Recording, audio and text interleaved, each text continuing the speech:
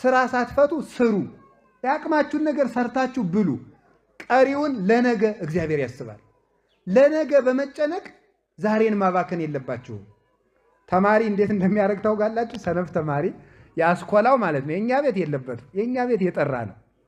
ያስኮላው ተማሪ ምን ያደርጋል? ተጋድሞ ይከርምና ፋይናል ፈተና ነው የምትሉት፣ ፋይናል ኤግዛም የምትሉት የእናንተ ሲደርስ ምን ያደርጋል መሰላችሁ?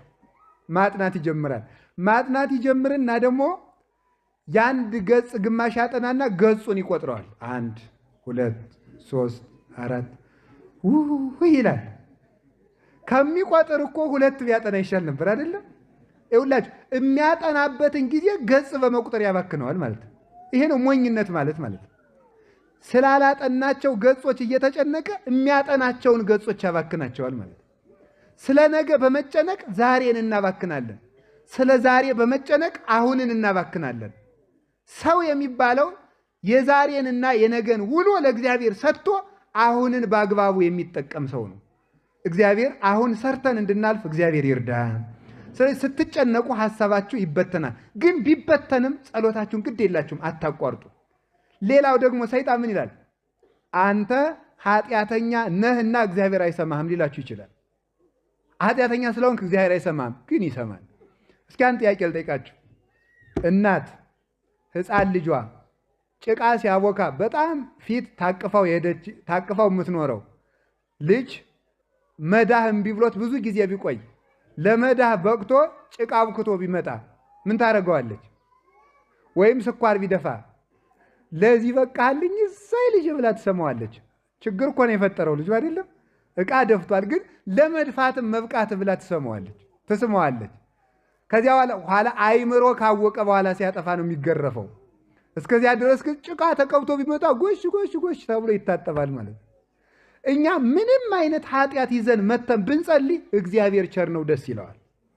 ነገ ከዚያ እናቲቱ እንዲያምትለው እንደምታጥበው ስለምታውቅ ነው። እግዚአብሔር እንደሚያነጻን ያውቃል። ከጸለይን እንደምንድን ያውቃል።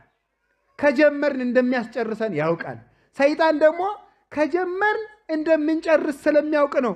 እንደው ሊቃውንት ምን ይላሉ? በዓለም ላይ ዋና ፈሪ ሰይጣን ነው ይላሉ። ታውቃላችሁ? ይሄን ዋና ፈሪው ማለት ነው። ታውቃላችሁ? ሰይጣን በጣም የመጨረሻ ፈሪ ነው። እኔ ፍርሃቱ የሚደንቀኝ ምንድን ነው? እኛን አለመናቁ። አይገርማችሁ? አሁን እኔን አለመናቁ። አሁን እኔ ራሴ 3 ቀን ደው ሳላቋርጥ ጥሩ ጸሎት ብጸልይ እባብ ይመስልና ይመጣል፣ አይጥ ይሆንና ይመጣል። ኋላ ደግሞ እኔ በጸሎት ላሸንፈው ቆይ እና ደግሞ ጀማሪ ክርስቲያን ጳጳስ ይበልጣል አይደል? አቃጥላለሁ በጸሎት በስመ አብ ወወልድ ወመንፈስ ቅዱስ አሐዱ አምላክ ይትቀደስ ስምከ ትምጻእ መንግሥትከ ወይኩን ፈቃድከ በከመ በሰማይ ከማሁ በምድር። አቃጠልኩት ወይ ማለት ነው። አያልኩ እስቲ እንደው ተቃጥሎ እንደሆነ ባቡ ብናርጌ ሰድጄ ይሆን ብለን ማለት ነው እኮ ነው የጀማሪ ጸሎት ማለት ነው። አያችሁ አንድ የቤተ ክርስቲያን አባት ሲናገር ስለዚህ ጉዳይ ምን ይላል?